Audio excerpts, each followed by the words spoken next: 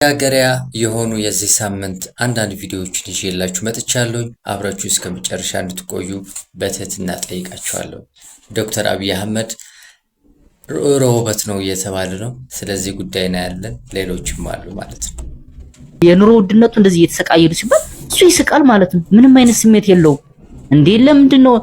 እኔ አንዳንዴ በጣም እየፈራሁ መጣሁ። ለምን ሮቦት ናችሁ እንግዲህ ሰዎች ድንግል አይደለሽም በማለት ሚስቱን የገደለው ተጠርጣሪ በቁጥጥር ስር ውሏል። እነዚህ አድናቂዎች እንግዲህ ቀጥተኛ ትችት፣ ቀጥተኛ ተቃውሞ በአስቴር አወቀ አዲሱ አልበም ላይ ማለት ነው ተቃውሟቸውን እያሰሙ ነው። የ50 ዓመታት ታሪክ በመርካቶ በ20 ቀናት ውስጥ ብቻ ሊፈርስ ነው።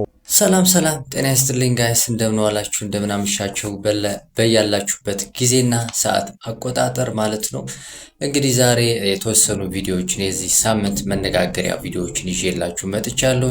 ጠቅላይ ሚኒስትር መለስ ዜናዊ ልል ነበር። ጠቅላይ ሚኒስትር አብይ አህመድ የሮቦት ነው እያሉ ነው። እንግዲህ በክሎን የተሰራ ሰው ነው እያሉ ነው ያሉት። ይህንን እናያለን። እንዲሁም ደግሞ የአስቴር አወቀ ድምፃዊት አስቴር አወቀ አለ ትችት እየደረሰባት ነው ያለው።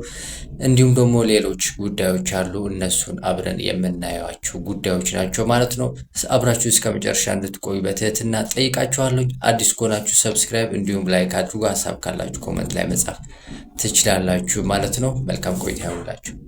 ድንግል አይደለሽም በማለት ሚስቱን የገደለው ተጠርጣሪ በቁጥጥር ስር ውሏል። በትግራይ ክልል ሐይቂ መሳሃል ከተማ ጥንዶቹ ሚያዝያ 19 2018 ዓ.ም ጀምሮ የጋብቻ ስነ ስርዓታቸውን ፈጽመዋል። ከቅርብ ጊዜ ድረስም በተለያዩ ቤቶች ቆይተው ለአንድ ሳምንት አብረው ከኖሩ በኋላ ባሳለፍነው ሳምንት ሰኔ 25 2018 ዓ.ም ለሊት 6 ሰዓት ላይ ህይወቷ እንዲያልፍ በማድረግ ያስጠልለኛል ወዳለው አካባቢ ሄዶ ተደብቆ የነበረ ቢሆንም የፖሊስ አባላቱ ባደረጉት ረቂቅ ክትትልና ህብረተሰቡ ባሳየው ያልተቆጠበ ትብብርና ርብርብ ከትናንት በስቲያ ሰኔ 30 2018 ዓ.ም በቁጥጥር ስር ሊውል ችሏል። ፖሊስም የጸቡ መነሻና ለግድያው ምክንያት የሆነው የእሷ ድንግል አለመሆን በፈጠረው ጸብ እንደሆነ ድርጊቱን ከፈጸመው ተጠርጣሪ ቃል መቀበል መቻሉንም ገልጿል። በአሁኑ ወቅት ተጠርጣሪው ላይ የተጀመረው ሙሉ የምርመራ ሂደት በማጠናቀቅ አስፈላጊው መረጃ በቀጣይ ለህብረተሰቡ ይፋ እንደሚያደርግም ፖሊስ ጨምሮ ገልጿል። እንግዲህ እጅግ በጣም የሚያሳዝን ነው። በዚህ ሳምንት እጅግ በጣም መነጋገሪያና አሳዛኝ ቪዲዮ ነበረ። ይሄንን ማለት ነው እንግዲህ ከተጋቡ ከሳምንት በኋላ ነው እንግዲህ ድንግል አይደለችም ብሎ የገደላት ማለት ነው። ምን አለ ዝም ብሎ ቢለቃት? ምን ሳምንት ሙሉ አስጠበቀ? ይህንን ነገር እንግዲህ ምክንያቱ ብዙ ሰዎች በብዙ ነገሮች ሲያነሱት ነበረ። እንግዲህ ብዙ እርግጠኛ ስላልተኮነ ማለት ነው። እንግዲህ አሁን ደግሞ መረጋገጫው ይሄ ነው ማለት ነው። ድንግል አይደለችም ብሎ ነው እንግዲህ ይህንን ነገር ከአሁን ቀደም ስተነጋግረው ነበር ወይ? ድንግል ነኝ ብላው ነግራው ነበር ወይ? እጅግ በጣም የሚያሳዝን ነበረ ይህን ቪዲዮ እና እናንተ እዚህ ላይ ምን ትላላችሁ? እጅግ በጣም ምን አለ ዝም ብሎ ቢለቃት? የእሷም ህይወት ነው እንግዲህ እንዲበላሽ ያደረገውና እጅግ በጣም የሚያሳዝን ነገር ነበር። ይህ ሌላው ጉዳይ ደግሞ ጥቁሯ ቆንጆ ስለሷ እንግዲህ ብዙ በዚህ ሳምንት መነጋገሪያ ነው ያለችው። ብዙ እድሎች እየተፈጠሩላት ያሉበት ሁኔታ ላይ ነው ያለው እና አንድ እድል ደግሞ እንግዲህ አግኝታለች ማለት ነው። እቺ የሳሚ ልጅ እናት የምትባል እህታችን ደግሞ እንግዲህ እኔ እረዳታለሁ፣ ትምህርቷ አጠናቃ እስክትሄድ ድረስ እኔ እረዳታለሁ፣ እኔ ቤት መሆን ትችላለች ብላ እንግዲህ ቪዲዮ ሰርታለች። እጅግ በጣም የሚያስደስት ቪዲዮ ነው። እሱን ልጋብዛችሁና ተመልሼ እመጣለሁ። እቺ ቆንጂዬ ልጅ እንግዲህ አዲስ አበባ መታ ማረፊያ ከሌላት ቤቴ ቤቷ ነው ነገሯት እና እስከፈለገችበት ጊዜ ድረስ ትምህርቷን እስከምትጨርስ ኢንተርናሽናል ስቴጅ ላይ እስከምናያት እንደ ታላቅ እህት እኔ ጋር መኖር ትችላለች። መኖር ሌሎቹ 3 ቀን 4 ቀን 1 ሳምንት ለሷ መኖር፣ ምክንያቱም ኢንተርናሽናል መሆን የሚገባት ሰው ናት እና ማለት ነው። ቤቴ ቤትሽ ነው፣ ነይና አዲስ አበባ ላይ የሚሰጡሽን እድሎች በሙሉ ተጠቀሚበት። እኔ እንደ ታላቅ እህት ማረፊያ ሆንሻለሁ በሏት። አዲስ አበባ ከመጣች እኔ ጋር ማረፍ ትችላለች። ለ1 ሳምንት ለ1 ወር ምናምን አይደለም፣ ትልቅ ደረጃ እስከምትደርስ ድረስ ታላቅ እህቷ ሆናለሁ። አሪፍ ነው፣ ደስ ይላል። እንግዲህ እህታችን ብዙ እድሎች እያገኘች ነው ያለችው። ማስታወቂያም ትሰራለች ሲሉ ነበር። አንዳንድ ቪዲዮዎችን ሰምቻለሁ። ምናልባት እርግጠኛ አይደለሁም። ነገር ግን ይህንን እድል የማግኘት እድል እንዳላት ብዙዎቹ እየተናገሩ ነው ያሉት። በነገራችን ላይ እንደዚህ አይነት ቪዲዮዎች ሲለቀቁ ለየት ያለ ነገር ሲሆን አድቨርታይዝ የመስራት እድሉ፣ ማስታወቂያ የመስራት እድሉ ከፍ ይላል እና ምናልባት ኢንተርናሽናል የመሆን እድል ሊኖራት ይችላል እና እጅግ በጣም አስገራሚ የነበረ ቪዲዮ ነው የዚቹ እህታችን ጉዳይ ማለት ነው። እና ምናልባት አዲስ አበባ አልገባችሁ ማለት ነው። አዲስ አበባ ግን እየመጣች እንደሆነ ሰምቻለሁ ማለት ነው። ወደ ቀጣይ ቪዲዮ ሳሸጋግራችሁ ወደ ድምፃዊት አስቴር አወቀ አለች። እሷ ላይ እንግዲህ ተቃውሞ እየተነሳ ያለው ለምን እንዲህ ታደርጋለች እያሉ ነው፣ በአንድ ዜማዋ ላይ ተነስቶ ማለት ነው። እኔ እንጃ ትላንት አንድ ቪዲዮ ሰርቼ ነበረ፣ ያልተለቀቀ መስሎኝ ነበር የአስቴር ነገር ግን ከተለቀቀ 2 ቀን ሆኖታል ይመስለኛል። አልበሙ ሰምታችሁታል ወይ? በዚህ አጋጣሚ ማለት ፈልጋለሁ። ነገር ግን ያ ተቃውሞ ላስደምጣችሁና ተመልሼ እመጣለሁ። የአስቴርን አዲሱን አልበም ሰማችሁት? አሚን አዲስ ሳይሆን ድጋሜ ነው ሰማችሁት? የሰርጌ ትዝታ እውነት ባይነካ በጣም በጣም በጣም የምመኘው ዘፈን ነበር የሰርጌ ትዝታ። የመጀመሪያው ዘፈን ትዝ ካላችሁ መግቢያው ራሱ ኢንትሮ ላይ ያለው ይሄ ናቹራል ድምፁ ጋድ እንዴት ልብ ይሰውር እንደነበረ አስታውሳለሁና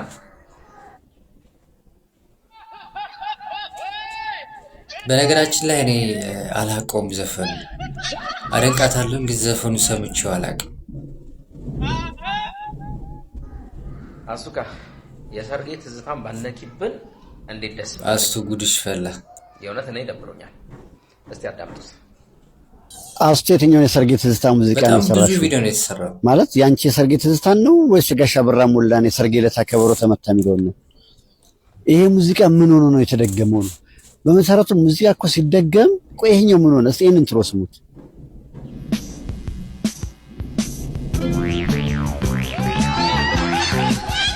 ይሄ እንግዲህ 1 ደቂቃ ከምናምን ሰከንድ የሚይዘው ነው።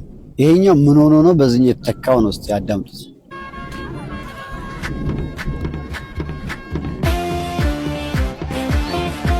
ሲደገም በትንሹ 4 ክራይቴሪያ ማሟላት አለበት።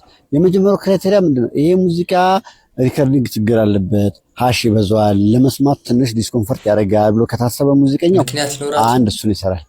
ሁለተኛው ደግሞ ይሄ ሙዚቃ መዳረስ ነበረበት፣ የለፋውበትን ያክል ህዝብ ጋር አልደረሰልኝም፣ አልተደመጠልኝም፣ ሰው እንዲያጣጥመው ድጋሚ በሰራው ጥሩ ነው ብሎ ካመነ ድጋሚ እንዲደመጥለት እድል ለመፍጠር ሁለተኛ ዙር ይሰራል። ሶስተኛ ዙር ደግሞ ምንድነው?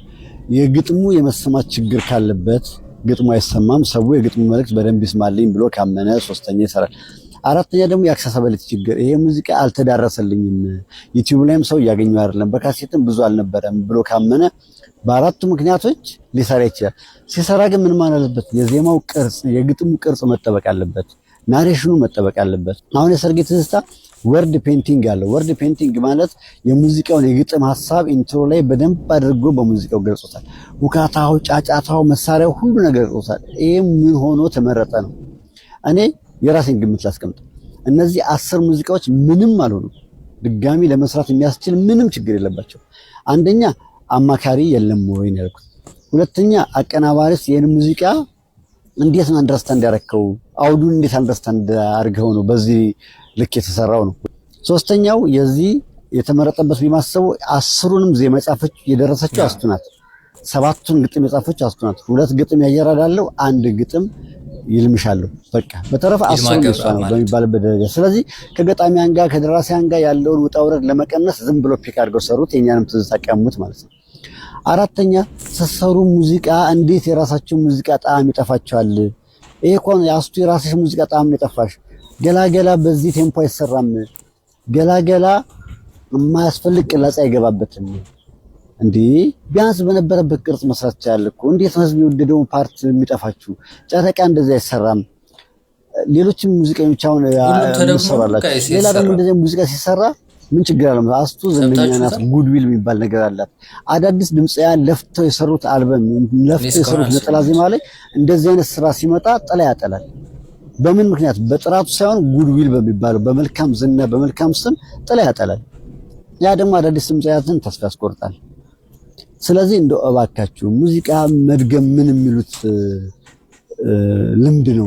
የሰው ትዝታ መቀማት ምን የሚሉት ልምድ ነው እንዴ? እኮ ትክክል አይደለም፣ በጣም ትክክል አይደለም። እና እባካችሁ እንደው ሌሎች ድምፃውያንም አስቡበት፣ በትክክል ዲቴል አስደምጡ። ሰውን ምን አለ ብታማክሩ። ታች ነገር መስራት ያስፈልጋል። በጣም ያሳዝናል። እድሜው እየጨመረ ሲሄድ የእውቀት ደረጃው የእውቀት መጠኑ እዛ ሙያ ላይ እዛ ፕሮፌሽን ላይ ምናልባት ያለው የእውቀት ደረጃ እየጨመረ ነው። በአሁኑ ሰዓት አድናቂዎቿ በአስቴር አወቀ አዲስ አልበም ምርቃት ላይ ተገኝተው ያዳምጡም አሉ። እንደዚሁ ደግሞ በሶሻል ሚዲያ ሙዚቃውን እየገቡ የሰሙም እንግዲህ አድናቂዎች አሉ ማለት ነው። እነዚህ አድናቂዎች እንግዲህ ቀጥተኛ ትችት፣ ቀጥተኛ ተቃውሞ በአስቴር አወቀ አዲሱ አልበም ላይ ሙሽራዬ በሚለው ሙዚቃ ላይ ማለት ነው ተቃውሟቸውን እያሰሙ ነው የሚገኘው። አስቴር አወቀ እንደዚህ አይነቱን ስህተት እንዴት ሰራሽ በማለት ምክንያቱም አስቴር አወቀ ለብዙ ሴት አርቲስቶችም ሆነ ለብዙ ድምፃውያኖች ትምህርት አርአያ መሆን የምትችል አንጋፋ አርቲስት ናት፣ አንጋፋ ሙዚቀኛ ናት። ከሷ እውቀት በታች ነው። አንድ ለማጅ እንኳን ሙዚቀኛ እንደዚህ ገና ሙዚቃን በጥሩ የተሰራውን ሙዚቃን አበላሽቶ እንደዚህ ሊሰራ አይችልም። አስቴር አወቀ አማካሪስ የላትም ወይ? የመጀመሪያውን ሙዚቃ የሚያክል አልሰራችም።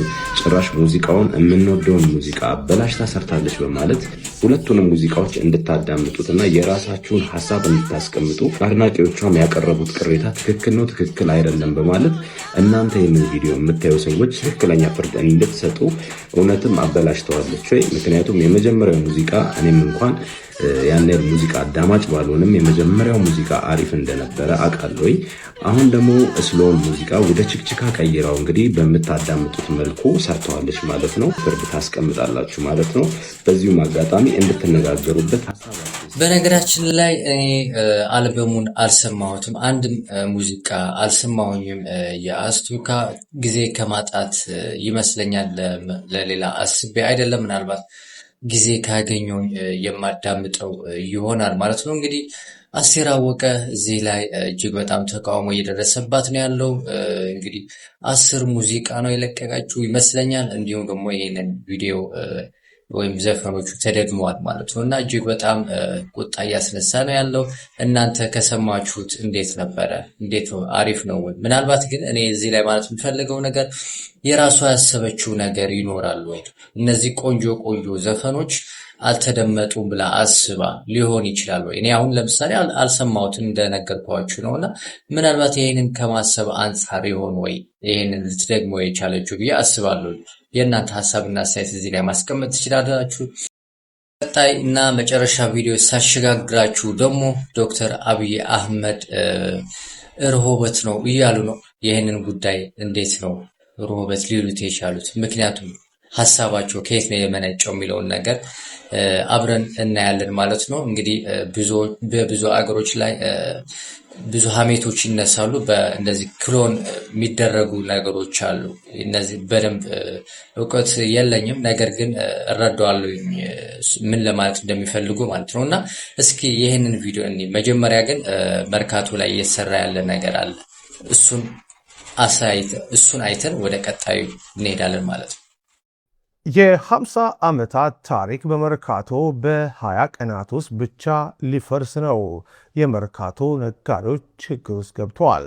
በአዲስ አበባ ከተማ እምብርት መርካቶ ጣና የገበያ ማዕከል ፊት ለፊት የሚገኙም ከ200 በላይ ነጋዴዎች በ20 ቀናት ውስጥ ንብረታቸውን ጠቅልለው የንግድ ቤቶቻቸውን እንዲያስረክቡም ጥብቅ ማስጠንቀቂያ ደርሷቸዋል።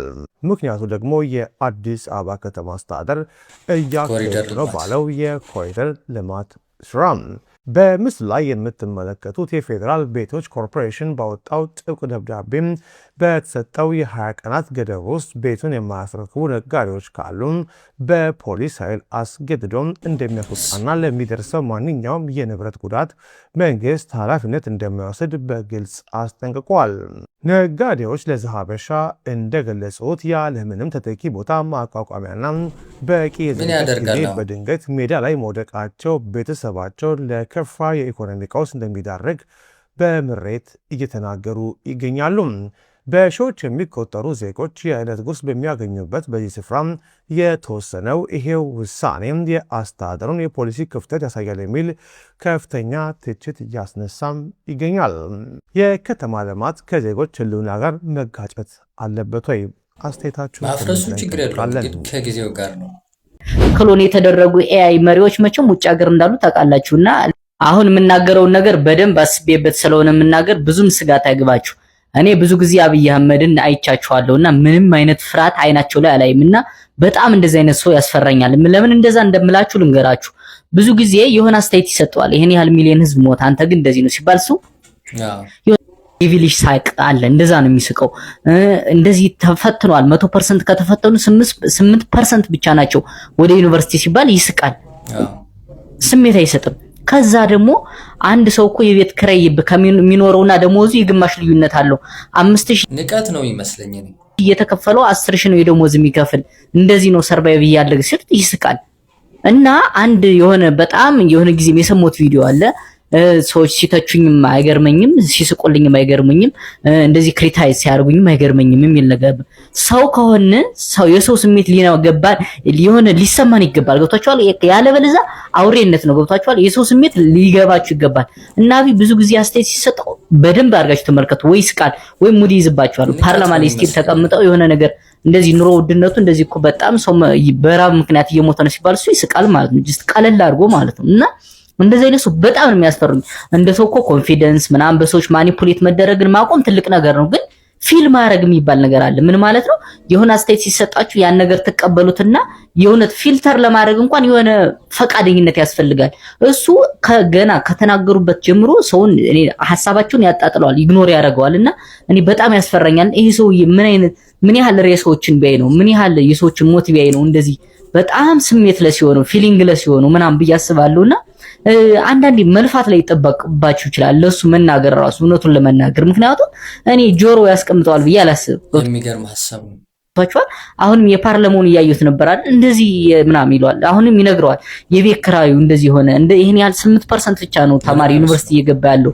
የቤት ክራዩ እንደዚህ ሰው ህዝቡ እየተወደደ ነው፣ የኑሮ ውድነቱ እንደዚህ እየተሰቃየ ነው ሲባል እሱ ይስቃል ማለት ነው። ምንም አይነት ስሜት የለውም። እንዴ ለምንድን ነው? እኔ አንዳንዴ በጣም እየፈሩ መጣው። ለምን ሮቦት ናችሁ እንጂ እነሱ ሰዎች ኤአይ ናቸው፣ ምንም ስሜት የላችሁም። ሮቦት ምንም ስሜት የለውም አይደል? የምታውቁት ነገር ነውና ይሄ ሰው የሮቦት እንዳይሆን ወይም ደግሞ ክሎን አድርጎት እንዳይሆን ብዬ ፈራው። ምክንያቱም ውጭ ሀገር ሰዎች መቼም ይሄን ማድረግ ያቅታቸዋል ብዬ አላስብም። ፈረንጆች አንድ ሰው ክሎን አድርገው መስራት፣ ምክንያቱም ክሎን የተደረጉ ኤአይ መሪዎች መቼም ውጭ ሀገር እንዳሉ ታውቃላችሁና ላይክ እኔ እንደዛ ፊል ማድረግ ጀምሬያለሁ። ምክንያቱም ስሜት የለውም። የሁሉ ሬሳ እያየ የሁሉ ሞት፣ የሁሉ ሰው መታገት፣ የሁሉ ራብ፣ የሁሉ የቤት ክራይ ስቃይ ምናምን ይሄ ሁሉ ነገር እያየ ምንም ስሜት የላቸው እና ይሄ ሰው የእውነት ሰው ነው ወይስ ኤአይ ነው? የነበረኝ ቆይታ ይህንን ይመስላል። እንግዲህ ያጠራጥራል። እኔ እንኳን ንቀት ለህዝቡ ያለው ንቀት ነው የሚመስለኝ ከምናያቸው ነገሮች አንጻር ማለት ነው። እሱ ላይ ያለው ነገር በደንብ አናቅም። ነገር ግን ክሎን አድርጎታል ብሎ የሚገመት አይደለም። ምናልባት የክሎን አደራረጉን ምናልባት ቪዲዮዎች ማየት ትችላላችሁ፣ ዩቲዩብም ሌላ ሶሻል ሚዲያዎች ላይ ማለት ነው። ነገር ግን እኔ የሚመስለኝ ለህዝቡ ያላቸው ንቀት ይመስለኛል። በእንደዚህ ነው ለሰው ልጆች ያላቸው አሳንሶ ማየት ነው እኔ የሚመስለኝ ማለት ነው። ህዝብ ተርቦ የሚቀልድ መሪ፣ ልጆች እየተገደሉ የሚቀልድ መሪ፣ ምንም የማያዝን መሪ፣ ሀገር እየጠፋ ምንም የማይመስለው መሪ ምናልባት ግድ ካለመስጠትና ለህዝቡ ንቀት የሚያሳይ ይመስለኛል። እኔ በእንደዚህ ነው የምረዳው ማለት ነው። የእናንተ ሀሳብና አስተያየት እዚህ ላይ ማስቀመጥ ትችላላችሁ ማለት ነው። እኔ የነበረኝ ቆይታ ይህንን ይመስላል። አዲስ ከሆናችሁ ሰብስክራይብ እንዲሁም ላይክ አድርጎ ሀሳብ ካላችሁ ኮመንት ላይ መጻፍ ትችላላችሁ ማለት ነው። የነበረኝ ቆይታ ይህንን ይመስላል። ሰላም ጤና ይስጥልኝ።